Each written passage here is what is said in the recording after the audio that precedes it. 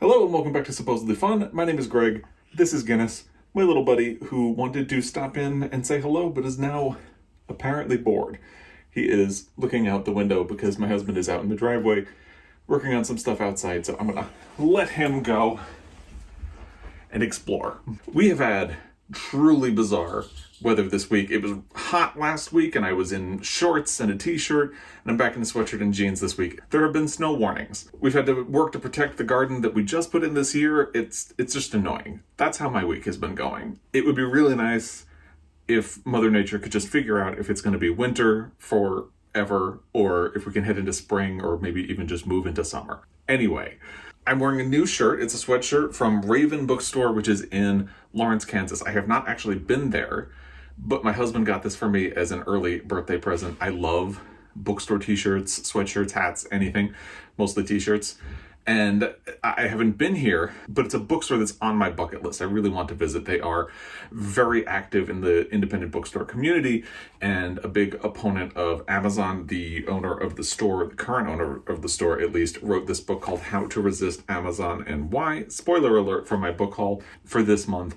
That will be coming up in it next week. My husband is actually from Kansas, and I have not actually been in Lawrence, Kansas, but I have driven by it on the highway. So the next time we have reason to be in Kansas, don't know when that will be, we really need to make a pilgrimage to this store because I really just admire a lot of the work that they do. And I love in particular that right in the middle of the shirt, it says, "Algorithms can't read." I love it. Not much has gone on in the bookish world. This week, I have had some really great reading experiences, but we'll get to those when we do the actual Friday Reads portion of this video a little bit later on. The only really big bookish news that I feel compelled to cover is that the Miles Franklin Award long list was announced. This is an Australian prize, and I am not familiar with most of the books that are on it, which is part of why it intrigues me. And I'm not going to do a video reacting to them, but I will link the long list down below if you'd like to check it out. There are 2 books on it that I already own. However, one of them was one of my most anticipated books for 2021, The Inland Sea by Madeline Watts, and the other one is The Rain Heron by Robbie Arnott, which is another spoiler for my book haul for this month. I'm just full of those right now. So if you want to check out the long list, take a look down below and discover some new books. Last week, I mentioned that I had crossed 5,000 subscribers. Thank you for all the really nice comments, by the way. It's mind-boggling enough that I crossed that milestone, but then there were just a lot of really nice comments. So thank you for being wonderful people. That is really nice. And I had mentioned that as a sort of celebration for that, I am not going to do a new Q&A video. I did one last summer when I crossed 3,000 subscribers, but I am going to finally get around to finishing the questions for the 3K Q&A because there were just a lot of questions and they were going out across a lot of different videos. And I don't want to do another video, so I'm just going to spread out some of the questions across some Friday Reads. So the one I'm going to do today is actually a 2-parter, and it's Monica with 2 cats and 116 lentils. And the first part of her question is, which literary character do you most identify with and why? Well, everyone's going to roll their eyes when I say this. And I've said it before, and I'll say it again. I read The Catcher in the Rye by J.D. Salinger at the perfect time in my life as a white male in America, like the protagonist, who is Holden Caulfield. I eventually aged out of that. Thank goodness. I don't identify with him anymore. And Holden will never get the opportunity to age out of that phase of his life because he's kind of frozen on the page. But I'm still going to go with that because I really deeply identified with him at the time I read that book. And if you follow along, you've heard this story, but it bears repeating. I used to read The Catcher in the Rye every year at Christmas time because that is when the book is set. And I just loved it. But at a certain point, I think I was about 21 or 22, I did my annual reread of The Catcher in the Rye, and all I could think to myself was, wow, Holden has no clue. He doesn't understand what's going on at all. And I had this existential crisis where I couldn't decide if I had grown up or if I had sold out. Ultimately, I decided I had grown up, and I still hold with that belief. So it's not a book that I identify with all that much anymore, but I really deeply did at the time I read it. The second part of the question is, if you could live during any time period, past, present, future, or any place imaginable, terrestrial or extraterrestrial, where, which, when would it be, and why? I think I mentioned in a previous Q&A video, I don't remember which. I'll link the first Q&A video in the description box down below if you would like to check it out. That I don't think I would want to live in the past. Like, as much fun as it would be to live in a Jane Austen novel, there's a sad reality that I wouldn't be able to openly love my husband, and black people would still be enslaved, and there would be a lot of problems like that in the world. So I don't feel like I would be able to live with any of that. Also, medical care, not for nothing, is not very good. So I would probably stay put where I am because there's a sense of unknown about the future. Hopefully, things are going to keep progressing and will get better for all races, genders, sexualities, and things like that. But there's also that unknown factor, especially with like climate change becoming a huge problem. So because of those unknown factors, I'd probably stay in the present where I am right now. And for the same reason, I don't think I would go to any extraterrestrial area, just because I don't know what it would be like. And if I could go and check it out and then make a determination, maybe I would do that. But without that opportunity, I'd just stay where I am. If I could choose any location, though, my dream location would be to have a cabin on the side of Lake Moraine in Canada.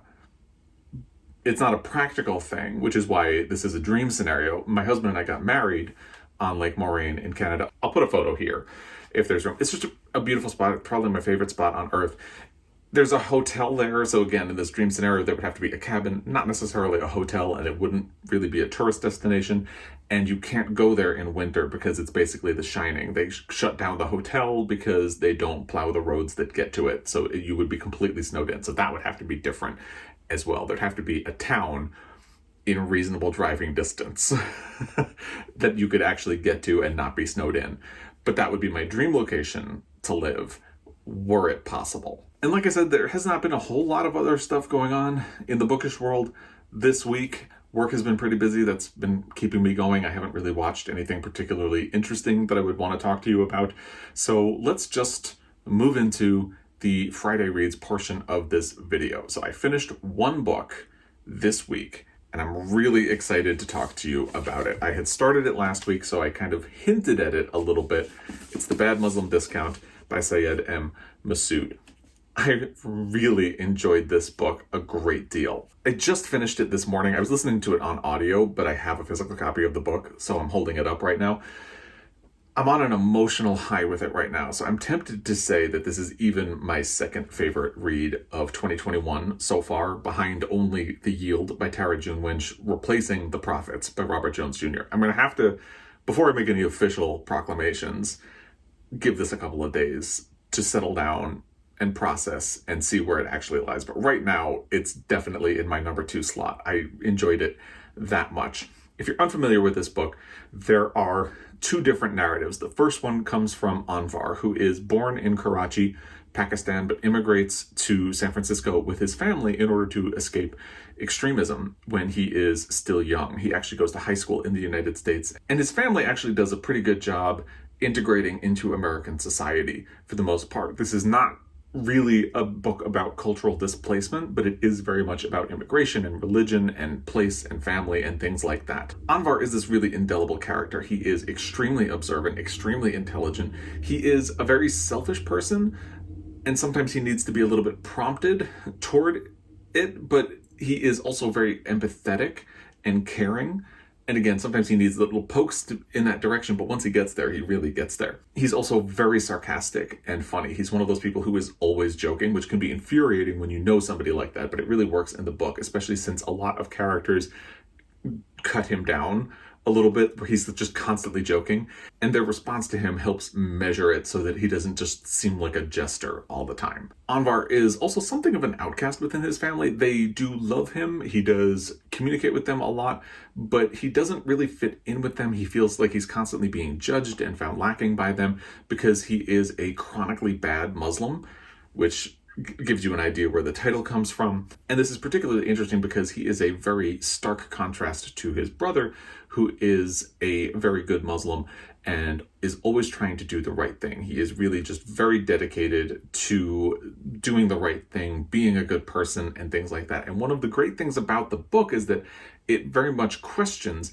the idea of what is good, what is bad. Are they black and white? Sometimes when you think you're doing the right thing or the good thing, are you actually potentially doing bad? That's an interesting dynamic. The other narrative follows Safwa, who is born and raised in Baghdad. She does not actually come to the United States until she is already an adult. And she makes a deal with a very dangerous man to get her and her very conservative father to San Francisco, where they live as illegal immigrants and have to change their names. And of course, this deal that she makes with a dangerous man is a complicating factor in her storyline, but this move that she makes to get to San Francisco represents a desperate attempt for her to get some agency over her own life and some control over her own destiny. As a woman in the Muslim religion with a very conservative father, she does not have any agency or choice, and she is trying to get those. And she is really haunted by her understanding of her mother. She believes that her mother was this very meek woman who just let other people control her own life and her destiny, and she does not want that for herself, which forms a very interesting arc for her as well. And of course, once she ends up in San Francisco, her path inevitably crosses with Anvar's. And of course, I'm sure you're thinking that their path crosses in a romantic way, and there is an element of that, but that is not actually the entirety of their story together. It's much more complicated than that. And I don't want to explain why, because you should read the book and figure it out for yourself. This book is filled with indelible characters. It's not just Anvar, and Safwa is certainly no exception to that. I will say that I think it's very plain that Syed M. Masood, the author of the book, clearly has a lot of affection and affiliation with Anvar. It feels like his affection and understanding of Anvar is palpable, and that doesn't necessarily take away from the other characters. You just really sense that he has a much deeper understanding for Anvar. And sure enough, if you flip to his author description on the back cover, you find out that, like Anvar, Syed M. Masood was born in Karachi, now lives in California, and works as an attorney. This is a book that packs a lot in without ever feeling overstuffed. Masood writes with a really impressive confidence and ease. The book never really feels burdened by all of the different plot points that are going on or all of the different characters that it is following. It manages to do a lot of different things at the same time. It is both funny and serious. It is expansive and immersive, so you have sort of big picture ideas, but it also gives you a really deep sense of this smaller family unit and the friends around them. It is also thoughtful and easy, provocative, and entertaining. It asks a lot of really big questions about how to be a good person and how far you might be willing to go to get what you want in life, and whether or not it is better to just let things go. I loved every bit of it. It also does something that I really appreciate in a book, where it plays with that gray area between right and wrong and perfect and imperfect. Like I said, there's a lot of interplay between Anvar and his brother and Safwa and the idea that she has in her mind of her mother. It's really good and really interesting, and I give it a very high recommendation. So I would say definitely check this out if you have not already. I have not seen a lot of buzz about this book on BookTube, so I am going to put it out there as much as I can. This is probably going to be the next version of my beloved The Secret Lives of Church Ladies, where I just sing its praises from the mountaintop and hope that more people will discover it in the future, because I think it's fantastic. So that is the book that I finished, The Bad Muslim Discount by Syed M. Masood. So that was the audio that I was listening to. The book that I was working on in print form is How the One-Armed Sister Sweeps Her House by Cherie Jones. This is shortlisted for the Women's Prize, and I was also really enjoying this book as well because it's just so good. And don't you just love that experience when you are reading two books at once that are just wonderful? It's a fantastic experience and just a good feeling when you look forward to picking up either book, and sometimes you can't even decide which book you want to pick up because you're really enjoying both of them.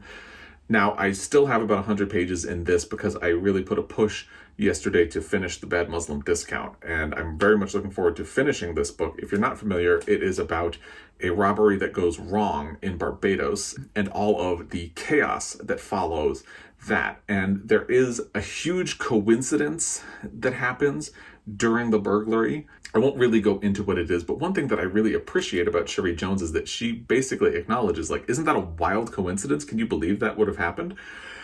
and it makes everything okay. This book has a lot of trigger warnings because it also deals with abusive relationships and other things. There are a lot of trigger warnings in this book, but I'm really enjoying it and I can't wait to see what happens in the last 100 pages. I knew that once I started into that last portion of the book, I was not really going to want to put it down. So that's why I put the emphasis on finishing the Bad Muslim Discount first, and now I will work on this and be ready to talk about it next week. So let's talk about what's next. Obviously, I need to finish How the One-Armed Sister Sweeps Her House, which should be very doable, probably tomorrow. And then I have options for my next print book that I'll talk about in a second. Let's start with audio. I have an embarrassment of riches on the Libby app of things that I can listen to because 3 books became available. I had to push one of them back and say that I'll get it the next time. But I have 2 options that I can listen to, both of which I have physical copies of. The first one that I think I'm going to do is actually Interior Chinatown by Charles Yu, because since this is AAPI Heritage Month, I really wanted to read at least 1 book, but hopefully 2, that would honor that. And I got The Mountain, which is short stories by Paul Yoon, and I had been thinking about this one as well. Interestingly, there's been a bit of disagreement in comments on previous videos where I have mentioned this book about whether or not the audio is the way to go. Some people say that the audio is a lot more easy to understand, given that the book is written in the format of a screenplay. Some people have said that the audio was actually confusing, so they had to turn to the print book, and that helped them wrap their head around what was happening.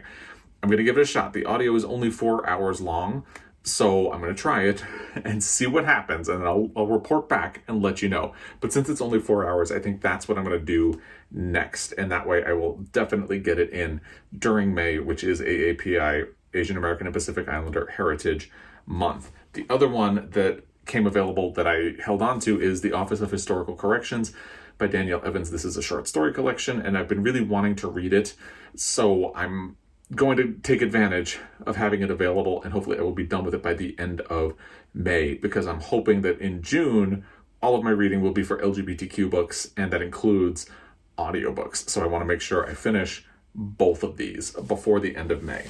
And those are what's coming up in terms of an audiobook. For print book, I have 2 options. The first is a library book, Jasper Jones by Craig Silvey. I think because there aren't really holds on this book, I am just going to extend my hold, or I may just return it to the library and in July get it back, because I really do want to make sure I start Gone with the Wind by Margaret Mitchell and give myself a chance to finish this by the end of the month so I can start my LGBTQ books. This is where I talk about me being really bad at TBRs and how I talk about them as hopefuls now, because I had said that I wanted to do this in the month of May, and then other things happened, and now we're getting to the end of the month and I'm in crunch time and I don't know if I'm going to be able to do it, and I really want to do LGBTQ books in June. And I'm also feeling like I can't let anything carry over into June because of that as well. So I feel like because I have created this scenario where I have things that I want to read in certain amounts of time, I've put pressure on myself to perform. So I think the likelihood is that I am going to start Gone with the Wind and see how it goes. If I make progress quickly, I'll stick with it. If I'm feeling it, I'll stick with it. But if I feel resistance on the inside, or if it feels like it's just going to drag out and become a thing, I'm going to table it until July. And that's just the way it's going to go. And then I will hold on Jasper Jones until I know if I'm going to really commit to Gone with the Wind or not. And then I'll make a decision about whether or not I'm just going to return this and revisit it in July as well. So that's what I have going on in terms of things that are coming up next. I think that covers pretty much everything for this Friday Reads video. So I will let you go and enjoy your weekend. As always, I really appreciate your time. Thank you for that. And I will be back until next time. Happy reading.